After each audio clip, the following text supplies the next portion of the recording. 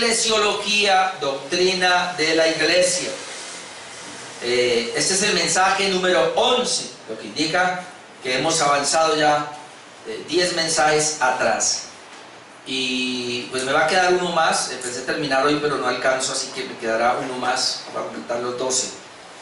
Comenzamos nosotros y estamos manejando ya el 8º tema, es decir, miramos 8 temas en 12 mensajes. Vamos a ver introducción a la eclesiología. Vemos que es muy importante, dado que la gente no sabe qué es la iglesia del Señor hoy día, lamentablemente.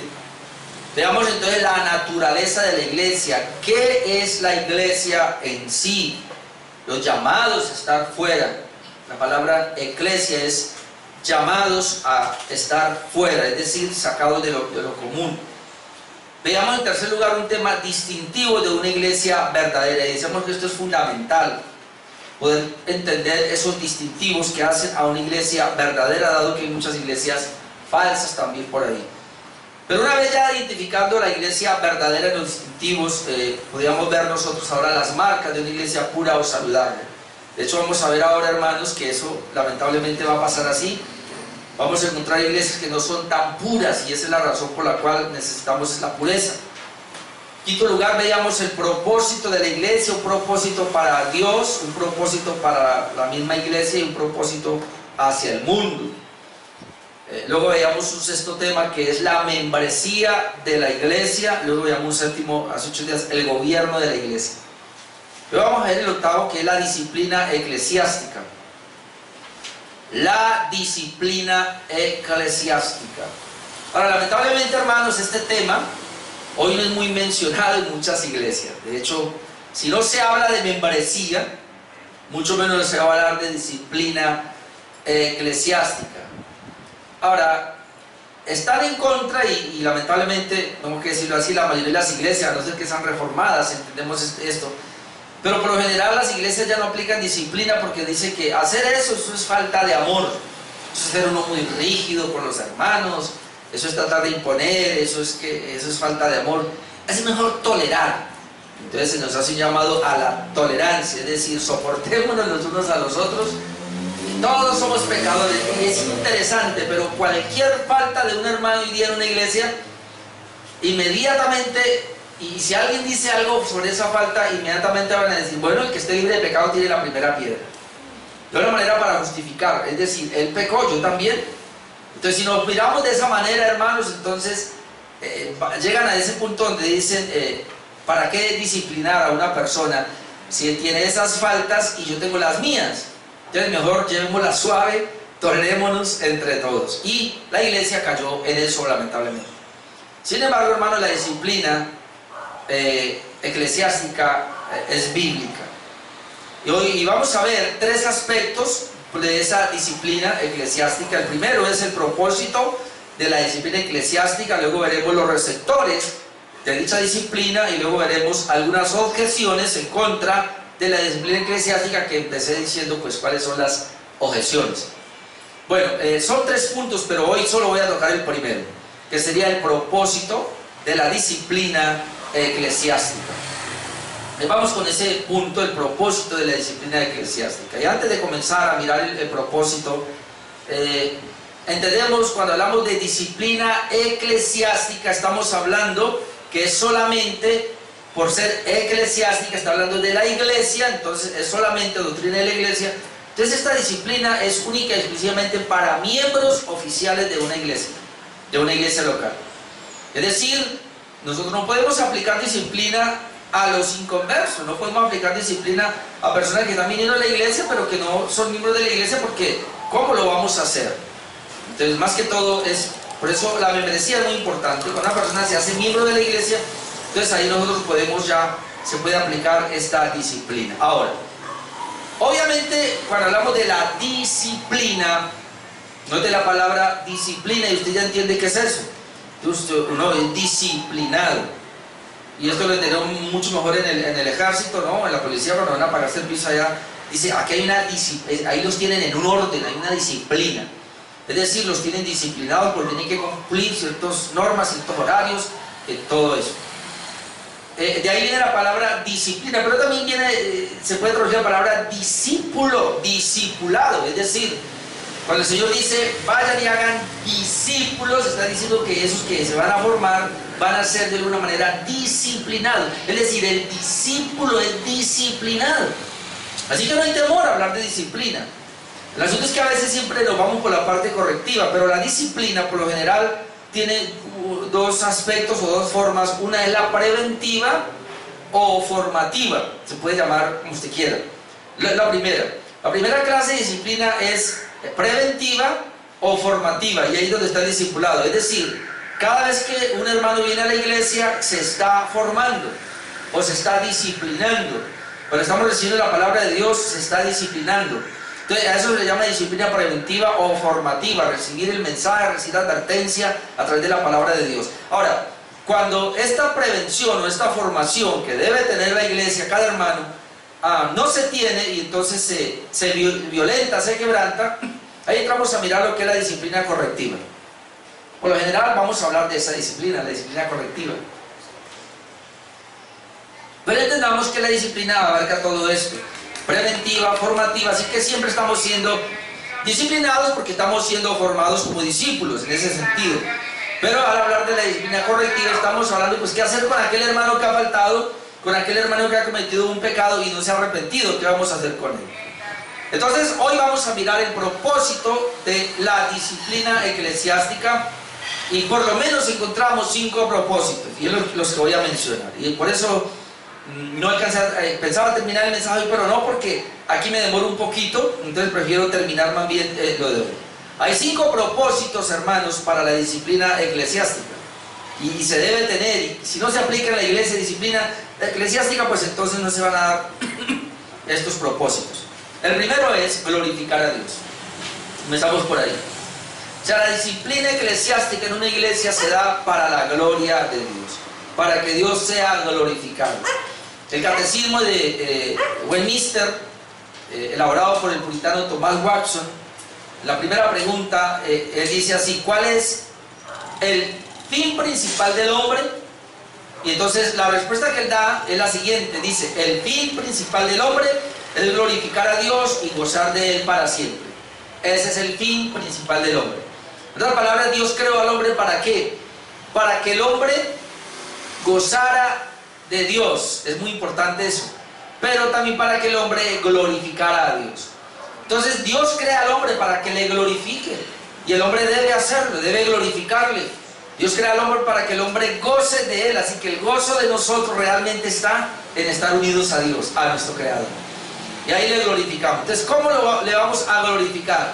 Pues la Biblia nos dice que nosotros le glorificamos a Él, hermanos, cuando Él es nuestra prioridad, cuando su palabra, cuando la Biblia es nuestra prioridad, cuando nosotros lo tomamos a Él y su palabra como prioridad y le obedecemos.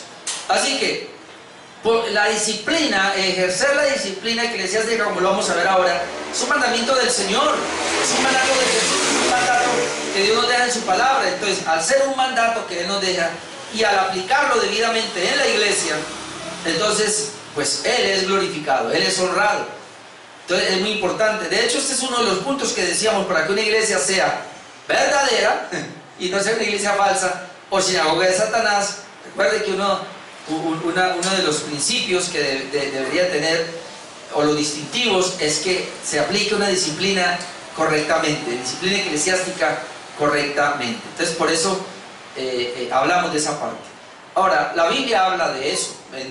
Recuerde textos como 1 Corintios 10:31, dice que si pues coméis o bebéis o hacéis otra cosa, hacedlo todo para la gloria de Dios. Entonces, es decir, si nosotros vamos a aplicar en este caso la disciplina a un hermano en la iglesia, lo hacemos. ¿Para qué lo hacemos? Todo lo hacemos para la gloria de Dios, ¿sí? Si coméis o bebéis, dice, o hacéis otra cosa, esa otra cosa pudiera ser, si vas a tomar una disciplina con un hermano en la iglesia, hágalo todo para la gloria de Dios. Primera de Pedro 4:11 también nos dice de una manera interesante, dice: si alguno habla, hable conforme a las palabras de Dios. Debemos limitarnos a hablar de acuerdo a la palabra de Dios. Si alguno ministra o sirve, ministre o sirve conforme al poder que Dios da. Pero luego dice, para que en todo sea Dios glorificado por Jesucristo, a quien pertenece la gloria y el imperio por los siglos de los siglos. Amén. Nota esta parte, para que en todo sea Dios glorificado por Jesucristo. Es decir, Dios debe ser glorificado en todo lo que hacemos. Y como nosotros somos hijos de Él, y como la iglesia es de Cristo, al ejercer la disciplina, que es un mandato de Él, estamos glorificando a Él en todo, aún en el ejercicio de esta disciplina eclesiástica. Así que sería muy importante, y que la iglesia lo tenga presente, que cuando en la iglesia se va a disciplinar a un hermano, es para glorificarlo a Él. Ahora, el hermano que va a ser disciplinado, entienda que se está disciplinando para que Dios reciba la gloria. Entonces es muy importante ese primer punto, que el propósito es la gloria de Dios. Entonces la iglesia, como ya lo dije, glorifica a Dios al obedecer fielmente su palabra o sus mandatos, y uno de los mandatos precisamente tiene que ver con la disciplina eclesiástica. Vamos a ver por lo menos dos pasajes que nos hablan de la necesidad de que la iglesia aplique la disciplina eclesiástica, y que al hacerlo, obviamente, esto le va a dar la gloria al Señor. Y aquí está el mandamiento, Mateo 18, 15 al 20, que es el pasaje, hermanos, digamos, base para hablar de disciplina eclesiástica. Hay otros pasajes, pero este es la base para nosotros poder tener una claridad de la disciplina eclesiástica. Mateo 18, 15, lo dice así: por tanto, si tu hermano pega contra ti, note dónde comienza. Es un hermano de la iglesia. Así que ¿a quién se va a disciplinar aquí? Se supone que es a un hermano. Ahora, este hermano que ha hecho ha pecado, y ha pecado contra el otro hermano o ha pecado contra la iglesia. Ahí la idea. Por tanto, si tu hermano peca contra ti, dice, ve y repréndele estando tú y él solos. Si te oyere, has ganado a tu hermano. Ahora, ¿cuál es el propósito aquí de este proceso de corrección antes de entrar a una disciplina? Ganar al hermano. Es muy importante eso, ganar al hermano. Aquí la palabra ganar al hermano es sacarlo del error, porque si él ha pecado, él ha cometido un fraude delante de Dios. Entonces el hermano lo va a corregir, le va a mostrar su pecado, su maldad, y si él se arrepiente, verdaderamente reconoce que pecó, y se arrepiente, pues dice, listo, ha ganado a tu hermano, déjelo ahí. Pero luego dice, mas si no te oyere, es decir, si sigue siendo rebelde o sigue en esa tendencia pecaminosa, toma aún contigo a uno o dos, para que en boca de 2 o 3 testigos conste toda palabra. Es decir, el asunto no se puede dejar ahí. Si él no se arrepiente, toca ir entonces a otro nivel, y aquí habla de 2 o 3 hermanos. Y si no los oyere a ellos, dilo a la iglesia, y ahí es donde entra la disciplina eclesiástica. Dilo a la iglesia, es decir, la idea es no llegar a la iglesia. La idea es que como hermanos tratemos de resolver los problemas de pecado, de ofensas, ahí, en el momento entre los hermanos, en un círculo más pequeño. Pero si esto no se llega a dar, entonces hay que ir a los estándares de la iglesia. Dilo a la iglesia.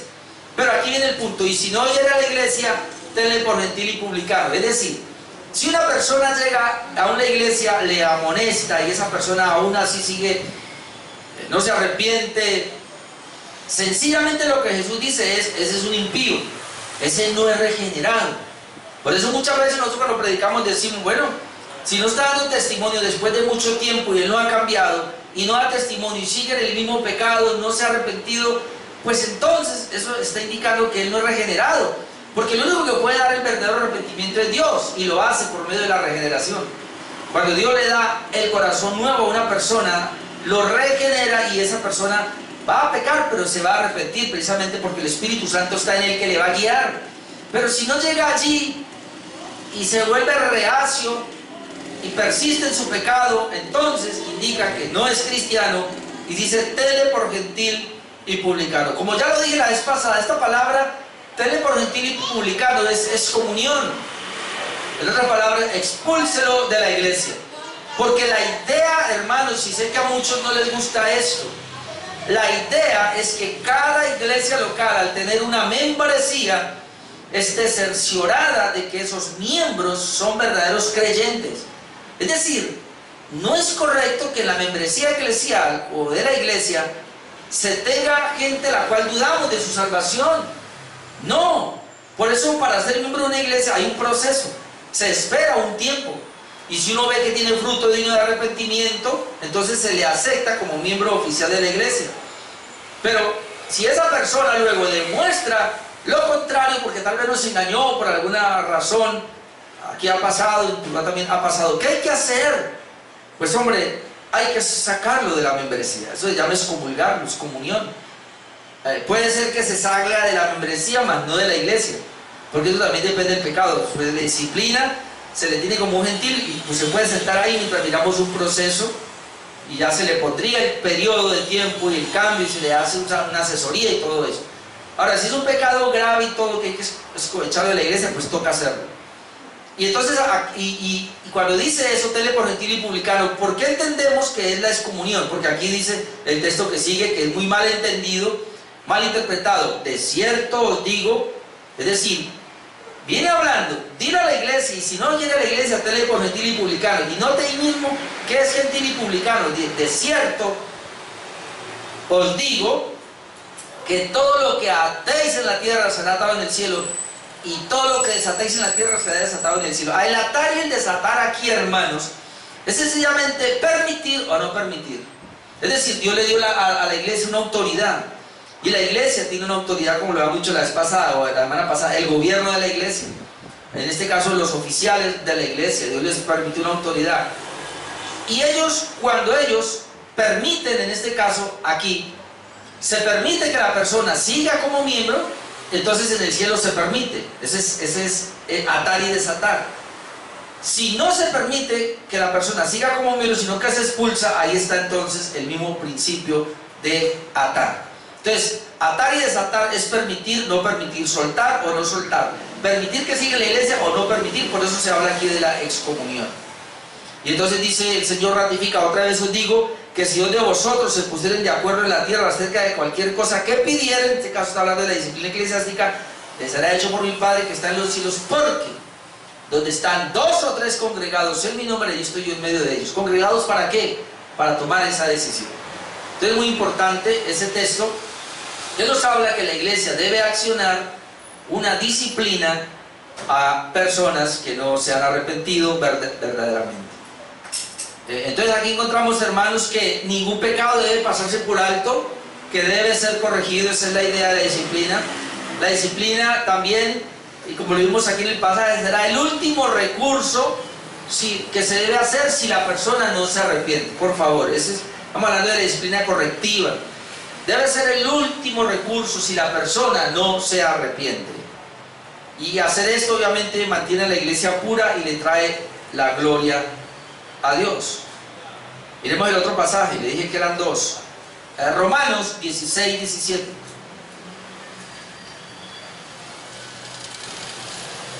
Romanos 16, 17 nos dice: mas os ruego, hermanos, que os fijéis, note la palabra fijéis, estén pendientes, estén vigilantes, ¿no?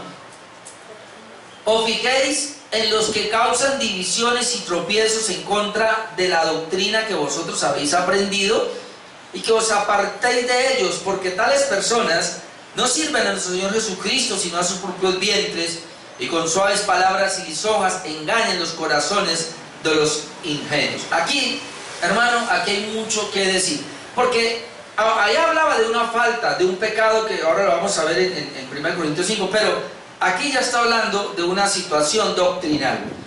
Así que no solamente la disciplina es para una inmoralidad o un pecado, sino que la disciplina también tiene que ver, se ejerce para cuando una persona tiene una doctrina distinta o comienza a levantar una doctrina diferente dentro de la congregación. Vamos a mirar, dice: mas os ruego, hermanos, que os fijéis, y ya le dije, es estar vigilantes, en los que causan divisiones y tropiezos en contra de la doctrina que vosotros habéis aprendido. Aquí está diciendo que el apóstol Pablo les llevó una doctrina, ellos la aprendieron, ¿no? Esa es la idea. Roma aprendió una doctrina que ya se les había llevado, pero hay personas que no están de acuerdo con esa doctrina que habían recibido los de Roma. Entonces, por no estar de acuerdo, eso comienza a causar cierta división, y comienza a causar cierto tropiezo en contra de la doctrina. Por eso yo le recomiendo a la gente que cuando vienen con algo diferente o no pueden entender las doctrinas que nosotros tenemos, yo le digo, mire, quédese, siéntese ahí y escuche un tiempo, y si usted ve que no puede, lo mejor entonces es que se vaya. Yo recuerdo que en Tuluá nos pasó así con una señora. Ella estuvo bien casi por un tiempo, 6 meses o más, creo, es más, hasta un año, porque ya la habíamos aceptado como miembro de la iglesia. Pero cuando prediqué la doctrina de la gracia de entrada, se me fueron, en el tercer mensaje, creo, de la depravación total, de antemano se fueron 3 de una.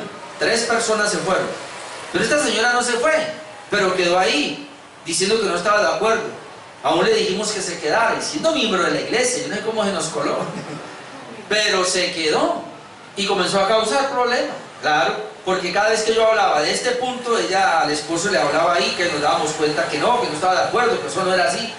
Es decir, no pudo sacar su parte arminiana para tomar esta parte calvinista. Los hermanos del Tuluá lo saben que así fue.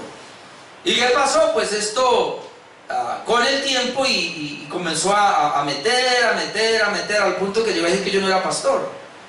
Y pues, hombre, salió yéndose de la iglesia. Entonces, esto va a ser así. Si una persona no está de acuerdo con la doctrina que la iglesia local tiene para sanidad de él y para sanidad de la congregación, es mejor salir.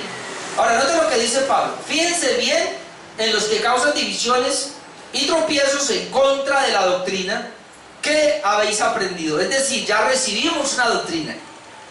Yo me acuerdo mucho de las palabras cuando estaba en el seminario recién comenzando, escuché al pastor Pablo decir así, que una vez en la iglesia un señor se sentó ahí y él comenzó a refutar. No, yo no estoy de acuerdo con eso, por esto. Caballero, quédese ahí y siéntese y escuche. De pronto no ha entendido bien, le explicamos mejor. Pero siempre terminaba el culto. No estoy de acuerdo por eso. Hasta que una vez el pastor Pablo y el pastor se sentaron y hablaron. Nos da mucha pena con usted, pero le rogamos, le pedimos en favor que no vuelva más a esta iglesia. ¿Pero por qué? No. Porque usted ya tiene un tiempo de estar acá y siempre va a refutar. Usted no es una persona humilde que quiera aprender, sino que usted quiere venir aquí a refutar lo que nosotros estamos enseñando. Así que le pedimos que se vaya para otra iglesia, y se fue para otra iglesia.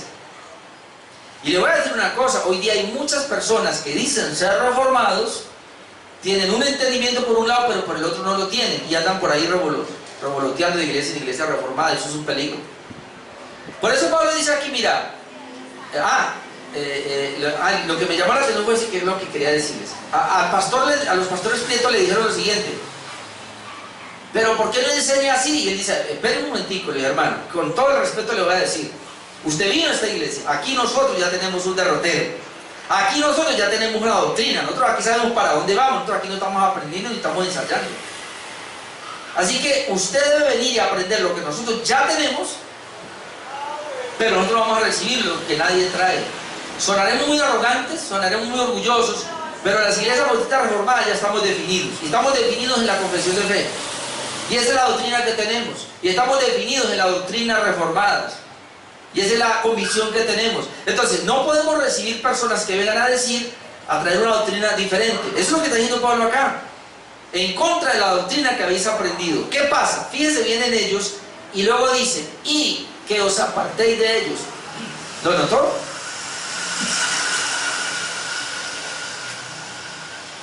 Lo leo otra vez. Mas os ruego, hermanos, que os fijéis en los que causan divisiones y tropiezos en contra de la doctrina que vosotros habéis aprendido. Eso es claro, ya aprendimos la doctrina.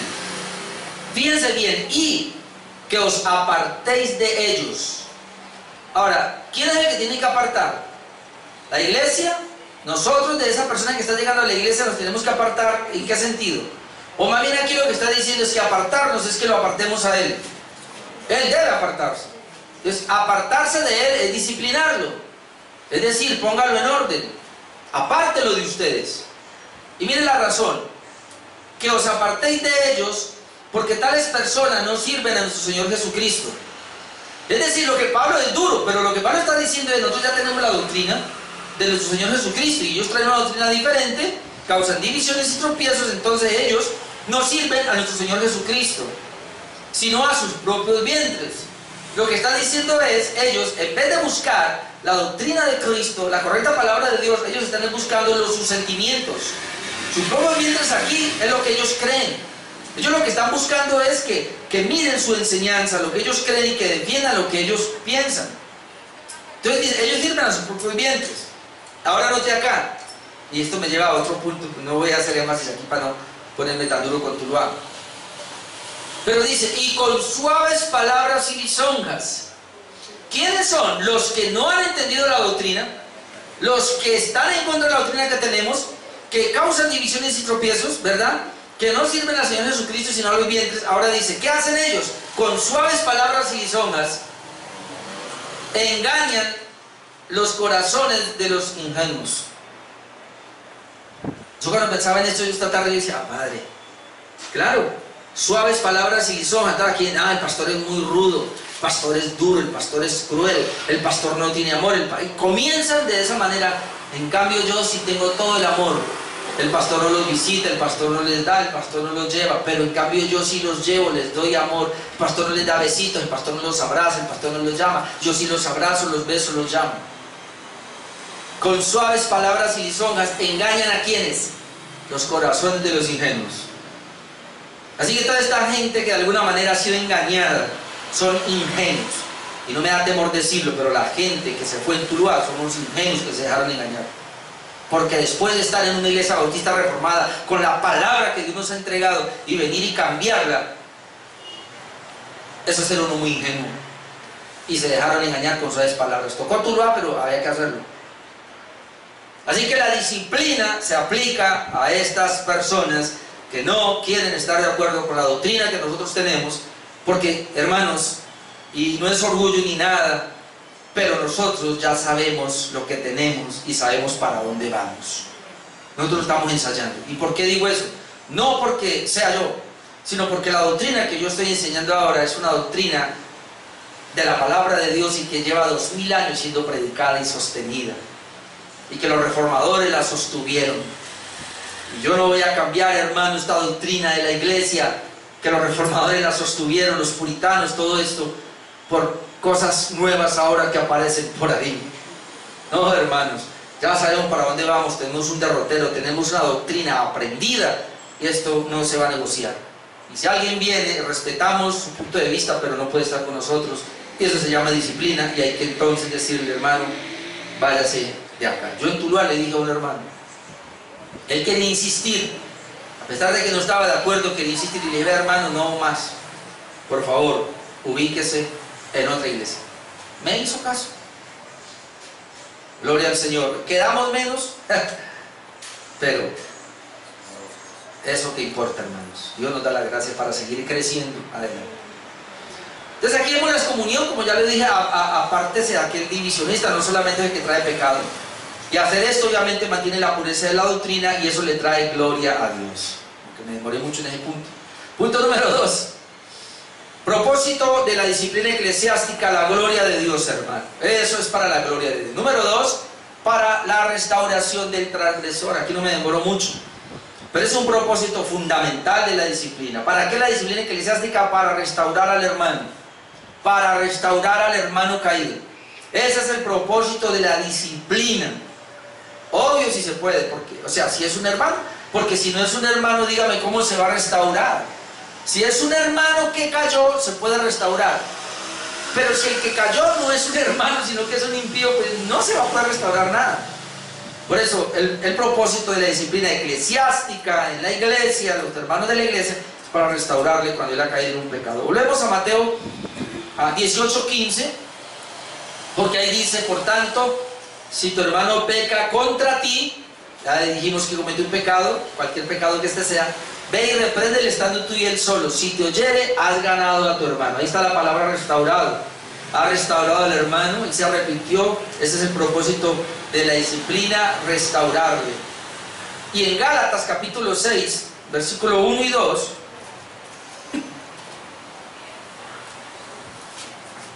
Gálatas capítulo 6, versículos 1 y 2 nos dice, hermanos, otra vez hermanos, muy importante el contexto, porque aquí son las iglesias de Galacia. Ahí hay 4 iglesias en Galacia. Cuando partíamos en Tuluá, la carta de los Gálatas decíamos eso, aprendíamos eso.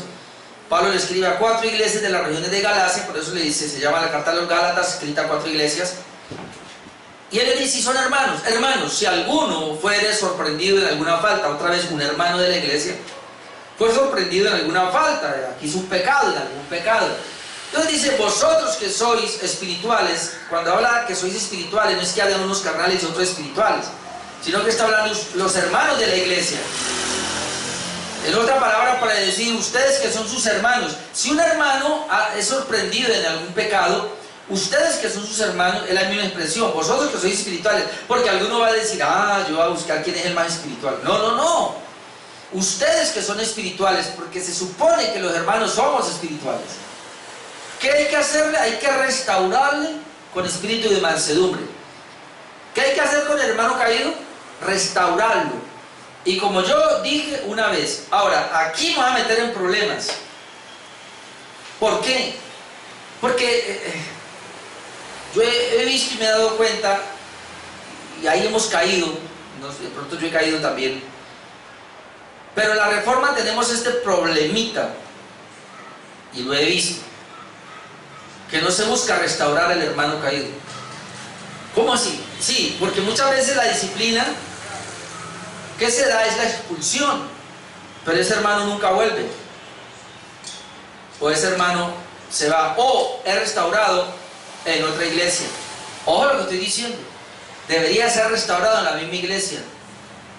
Ahora, una vez sí nosotros nos tocó expulsar, pero es que aquí sí hay un problema serio, y creo que eso es lo que pasó hace poco por allí también en otra iglesia bautista. Y voy a ir al grano y voy a decir cuál es el problema aquí, porque nosotros nos tocó hacerlo. Digamos, aquí hay dos matrimonios en la iglesia, y esos dos matrimonios entran en adulterio. Se afectaron dos matrimonios, dos familias. Entonces, aquí sería ¿cómo sería? El más culpable, aunque ambos son culpables, pero tiene que haber uno más culpable que el otro. Más bien diría lo siguiente, porque en el caso de nosotros pasó eso, más bien sería quién se arrepintió y quién no. Porque en el momento de la consejería, de la entrevista, del vaya y venga, ¿verdad? Uno se da cuenta quién realmente se ha arrepentido y quién no se ha arrepentido. Entonces, en este caso, ¿qué hay que hacer? ¿Se van a restaurar los dos en la misma iglesia? Imposible, porque las familias están afectadas. Son dos familias. ¿Qué es lo que toca hacer? Pues la persona que no se quiere restaurar o que no se ha arrepentido verdaderamente, pues a ella toca aislarla. Pero esa otra familia habría que restaurar. Yo sé que esto aquí es muy dispendioso y es muy delicado, pero sí, obviamente, que se restaure en otra iglesia cuando es así. Cuando estamos hablando de un pecado de adulterio que ya dentro de una congregación, y más si son pequeñas las iglesias, pues imagínense cómo van a estar los dos adúlteros ahí con las dos familias, y ahí están los cónyuges afectados. Lo primero que va a hacer un cónyuge es, si ese o esa vuelve aquí, yo no vuelvo. Entonces se pierden las dos, como alguien dijo, pues del agua el sombrero. No vamos a perder a las dos familias, ¿sí o no? Entonces por lo menos que se quede una y se restaure acá, y la otra pues toca que se vaya. Pero si dejamos las dos a restaurarlas, estamos cometiendo también en una dificultad. Esto es serio, hermanos. Por eso es mejor, Dios mío, que eso no pase. Pero ha pasado, puede pasar, entonces toca hacer así. Solamente en ese caso, diría yo. Pero por lo general, la iglesia debe restaurar al hermano que pecó ahí mismo y debe levantarlo ahí mismo. Esa es la idea. Porque aquí dice, restáurele. Lo encontró una falta, restáurele con espíritu de mansedumbre. Es decir, yo tengo que ser manso, no caerle con toda la ley, sino a escucharlo y con espíritu de mansedumbre restaurarle, considerándote a ti mismo. Tengo que entrar a mirarme, no sea que tú también seas tentado. Esa es la consideración que hay que tener con el hermano. Yo también soy débil, yo también soy tentado, o yo también la embarré tiempo atrás, Dios me restauró, entonces ahora yo puedo ayudar a ese hermano a que sea restaurado, pero hay que restaurarlo. Es lo que dije al comienzo, no es que, no, el hermano falló, pero yo también, entonces vamos juntos. No, no, no, no. Hay que ayudar al hermano a restaurarlo. Y luego dice acá, sobrellevar los unos las cargas de los otros, se refiere a lo mismo, y cumplir así la ley de Cristo. Entonces, el propósito de la disciplina, ¿cuál es? Restaurar al hermano. Esa es la idea. Y hay que procurar hasta lo máximo restaurar al hermano. Obviamente, si este se ha arrepentido verdaderamente, si este se deja, porque por lo general cuando se le aplique disciplina a una persona, lo primero que hace es salirse, irse de la iglesia. Aún si se le expulsa y es un verdadero hermano, él va a volver. Él va a estar tocando la puerta, se va a quedar y va a decir, yo quiero volver, déjeme volver. Y bueno, ya uno mira y se puede restaurar. Pero por lo general la gente se va y no vuelve porque son muy orgullosos. Y cuando aplican disciplina, lo mejor es irse a buscar. Y el problema, ¿cuál es que hay ahora? En las iglesias reformadas no pasa, aunque en algunas sí. El problema es que ese hermano se va con una disciplina a tocar otra puerta, otra iglesia reformada, y allá, en lugar de averiguar de dónde viene, qué trae, lo reciben sencillamente. Por eso aquí cuando una persona viene una, 2 veces, ya, entonces yo investigo, y de dónde viene y le indagamos. Y yo ya tengo por ahí una persona para llamar y luego listo. Entonces yo ya llamo, viene de tal iglesia, bueno, yo llamo a ese pastor y averiguo y volanito de tal que. Por eso lo mejor es, si va a ir a una iglesia, decir quién es y qué pasó. Ahora, si él no quiere volver a esa iglesia, se siente allá y ya me dijeron, no, él salió aquí en disciplina, entonces ¿qué pasa? Bueno, yo lo puedo recibir ahí, pero se queda por lo menos un año sentado. No hable, no diga nada, se queda ahí sentado escuchando a ver qué pasa. Si ya tengo ese antecedente. Y después sí pensamos a ver si se le ve. Obviamente hay que hablar. ¿Qué dijo Juan Calvino aquí de esto? Juan Calvino dijo, aunque la excomunión también castiga al hombre, lo hace de tal suerte que al advertirle de su futura condenación, lo puede llamar de nuevo a la salvación. Sabe que eso es lo que busca la disciplina, y me gusta lo que dijo él, porque él dijo, mira, se aplica la disciplina eclesiástica, se excomulga a una persona y uno lo hace hasta enojado, lárgate de aquí, no te quiero ver, pecador. Y esa persona se arrepiente verdaderamente, y uno ve que ha cambiado verdaderamente y vuelve otra vez, no es que la iglesia, yo soy miembro de la iglesia, yo hago parte de la iglesia, y se arrepiente. Entonces dice aquí Juan Calvino, esa disciplina le advierte de su futura condenación y lo puede llamar de nuevo a la salvación. Entonces, lo que se busca con la disciplina es restaurar a la persona. En otras palabras, todo proceso disciplinario siempre buscará la restauración del hermano o la futura conversión de aquel que se hace llamar hermano, entre comillas, sin ser hermano, porque eso ha pasado y puede pasar. Propósito de la disciplina eclesiástica, la gloria de Dios, la restauración de un hermano. Número 3, la pureza de la iglesia. La pureza de la iglesia.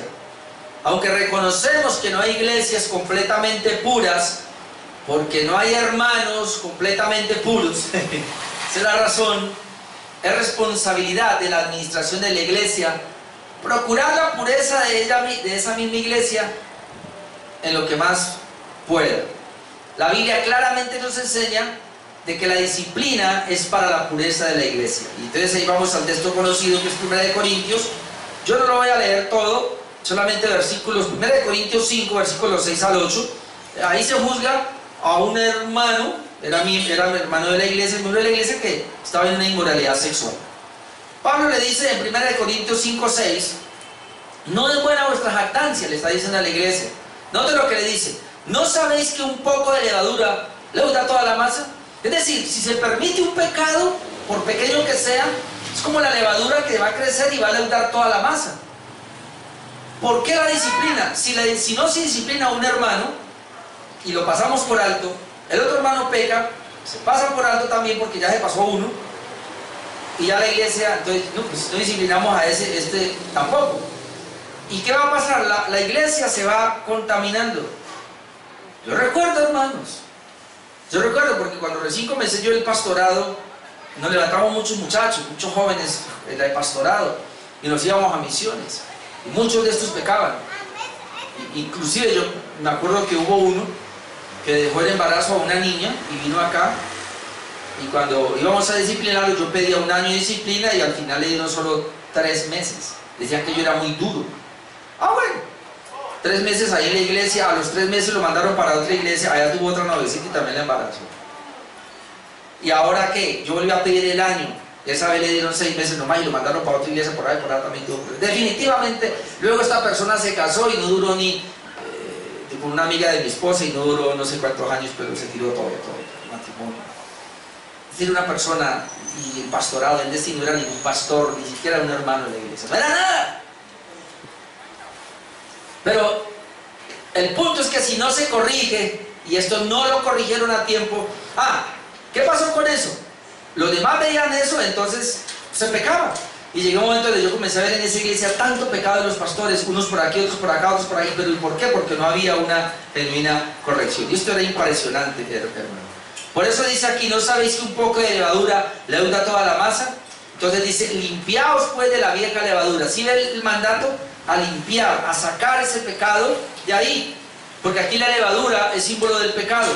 Para que seáis nueva masa sin levadura como sois. Porque nuestra Pascua, que es Cristo, ya fue sacrificada por vosotros. Ahora desde acá. Así que celebremos la fiesta, es lo que hace la iglesia, celebremos la comunión, la fiesta, no con la vieja levadura, es decir, no con ese pecado, ni con levadura de malicia y de maldad, sino con panes sin levadura, que habla de la santidad, de sinceridad y de verdad. Entonces, en tercer lugar, la disciplina eclesiástica busca la santidad de la iglesia, busca la pureza de la iglesia. Así que por eso nosotros debemos aplicar disciplina cuando un hermano ha caído en un pecado, para purificar, para que la iglesia no sea contaminada. El comentarista William Hendriksen dice que si los cristianos de Corinto no actúan rápidamente, el mal de la inmoralidad que está en su medio lo destruiría a todos. Y luego añade, la levadura representa el mal, así como los judíos tenían que sacar toda la levadura de sus casas y comer solo pan sin levadura por una semana entera, así también los corintios debían sacar el mal de su medio. ¿Qué dijo Pablo? Reúnanse en mi espíritu, ustedes en mi espíritu, y expulsemos a esa persona. Hay que sacar, hay que acabar con... Es una manera entonces de terminar con el pecado, santificar la iglesia. Ahora, un pecado no corregido, hermanos, obviamente va a traer impureza a la iglesia. Y otra vez no voy a leer todo el pasaje. Usted conoce Josué capítulo 7, conocemos quién es Acán, se conoce el pecado de Acán. No tome el anatema cuando vayan a tomar a Jericó. Acán tomó el anatema, lo guardó en su casa, lo sabemos. Y entonces, ¿qué pasó? Josué va a orar y Dios le contesta. Y mire lo que Dios le dice acá, Josué 7:12. Por eso, es decir, por el pecado de Acán, porque ya le dijo, Acán ha pecado, y le dice, por esto los hijos de Israel no podrán hacer frente a sus enemigos, sino que delante de sus enemigos volverán la espalda, por cuanto han venido a ser anatema o malditos. Note, el campamento vino a ser maldito. Y luego dice, ni estaré más con vosotros, sino destruiréis el anatema del medio de vosotros. Aquí la idea era sacar, acabar. Ahora, ¿usted sabe lo que le pasó a Acán y a toda su familia? Fueron quemados vivos para poder destruir. Pero hay tres cosas que veo acá. Dice, Israel no podrá hacer frente a sus enemigos. Es decir, hay una detención. Cuando hay un pecado en la iglesia que no se corrige, la iglesia se frena. Luego dice, han venido a ser anatema, es decir, han venido a ser malditos. Luego dice, Dios no estaré más con vosotros.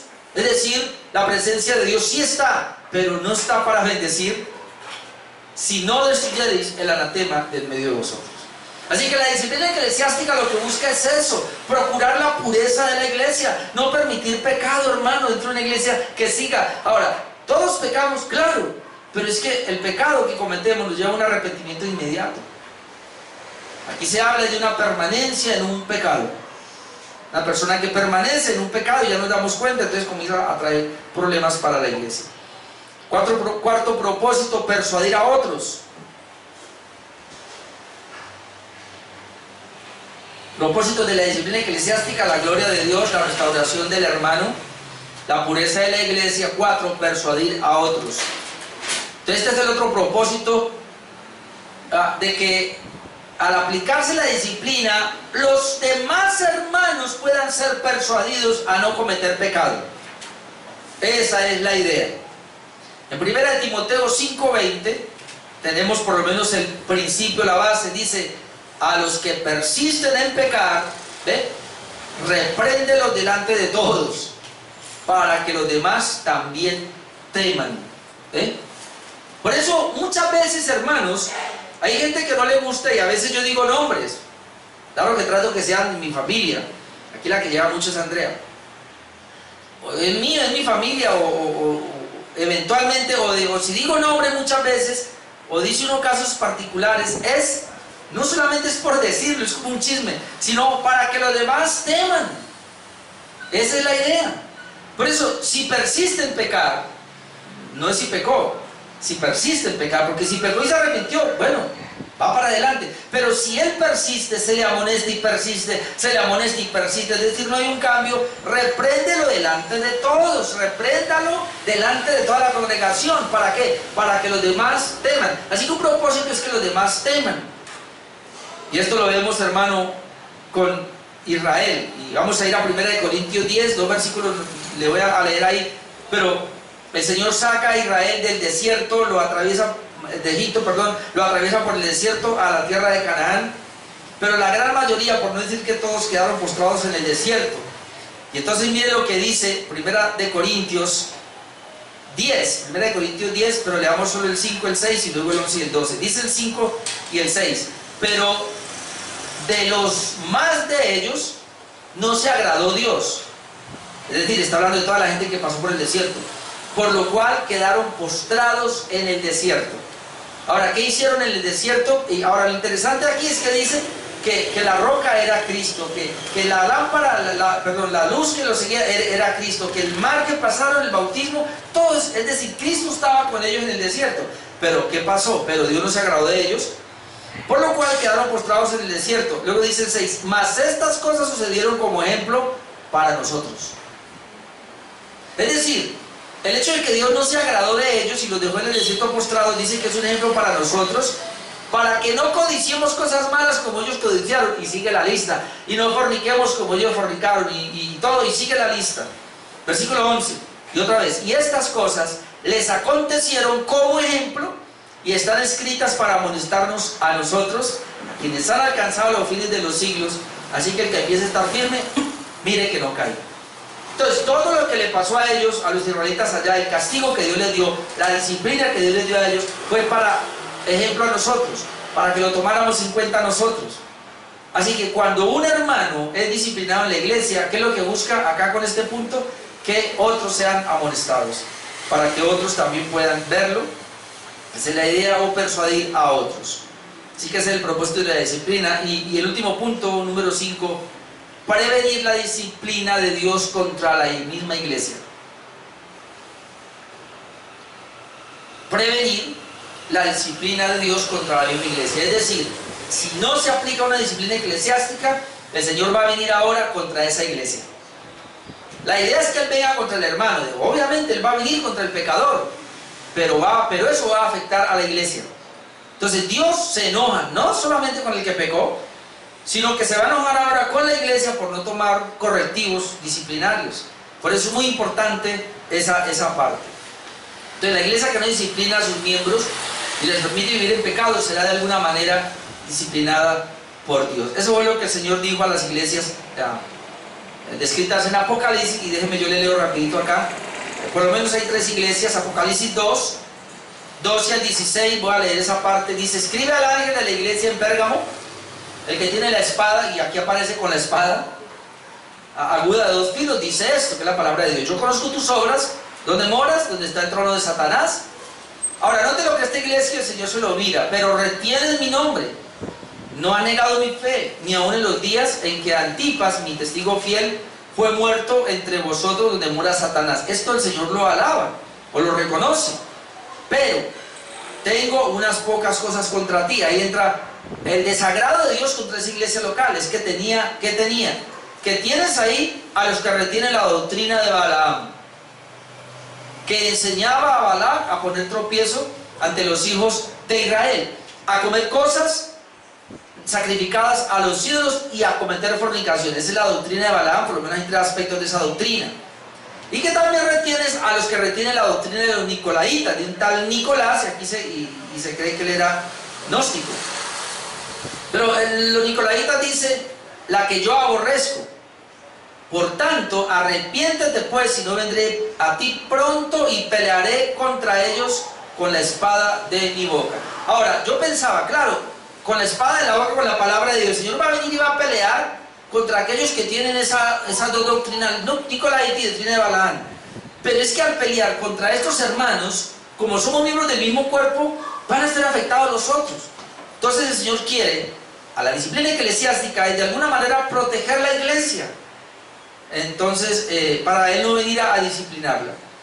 También lo vemos aquí en la otra parte de Apocalipsis 2:18, que es la iglesia de Tiatira. Dice, escribe al ángel, versículo 18, escribe al ángel de la iglesia en Tiatira, el Hijo de Dios, el que tiene ojos como llama de fuego y pies semejante al bronce bruñido, dice esto.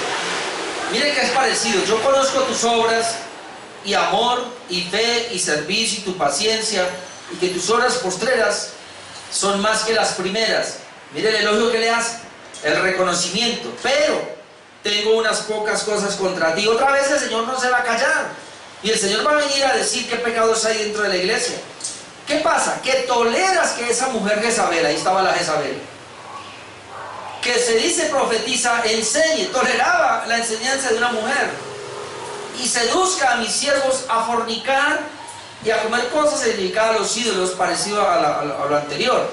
Pero mire lo que dice, y le he dado tiempo para que se arrepienta, pero no quiere arrepentirse de su fornicación. Así que esto no es que la disciplina se va a aplicar en un momento dado, sino que el Señor dice que espera. Le he dado tiempo a que se arrepienta a esta mujer y no lo quiere hacer. Entonces dice, he aquí yo la arrojo en cama, parece que una enfermedad, y en gran tribulación a los que con ella adulteran, porque dentro de mí le estaban adulterando con ella. Dice, si no se arrepiente de las obras de ella, y a sus hijos heriré de muerte, y todas las iglesias sabrán que yo soy el que escudriña la mente y el corazón. Qué vergüenza para las demás iglesias cuando el Señor toma asuntos sobre una iglesia local y la disciplina. Ahora, ¿todos son culpables? No, dice que va a disciplinar a esa mujer que tiene el espíritu de Jezabel. Entonces después ampliaremos eso. Pero también los que de alguna manera están contemplándola a ella, y él va a venir y la va a afectar a ella y va a disciplinar a los que se acostaron con ella, pero también va a ser afectada la iglesia. Y la última aquí, Apocalipsis 3:14, que es la última iglesia, la Odisea. Dice, escribe al ángel de la iglesia de la Odisea, he aquí el amén, el testigo fiel y verdadero, el principio de la creación de Dios, dice esto. Otra vez, yo conozco tus obras. Hermanos, Dios conoce las obras de cada iglesia local. Él conoce las obras de cada uno de nosotros.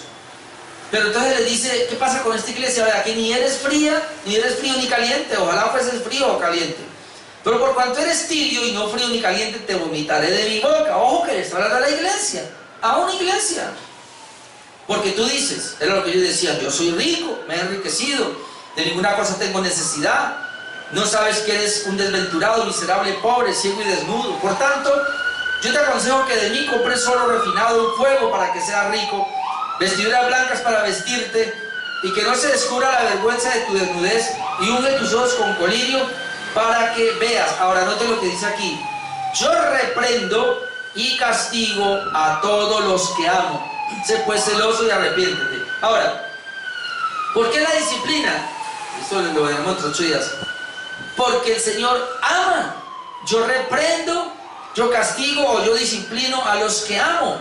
Sé pues celoso y arrepiéntete. Entonces toda disciplina busca, otra vez como dijimos al comienzo, el arrepentimiento. Ok. Vimos entonces, hermanos, hoy el propósito de la disciplina eclesiástica. Les dije que no alcancé a terminar el tema hoy. Pensé terminarlo, pero me quedan 2 puntos para entre 8 días entonces. Entonces, el propósito de la disciplina eclesiástica son 5. Número 1, glorificar a Dios. Número 2, la restauración del transgresor. Número 3, la pureza de la iglesia. Número 4, la persuasión a otros. Y número 5, prevenir la disciplina de Dios contra la misma iglesia local que no ejerce la disciplina. Entonces, este es el propósito de la disciplina eclesiástica. Para eso se dio. Dentro de 8 días vamos a ver los otros 2 puntos. ¿Quiénes son entonces en este caso a quienes se les va a disciplinar? Y las objeciones contra la disciplina eclesiástica la veremos dentro de 8 días. Amén. Vamos a orar, hermanos.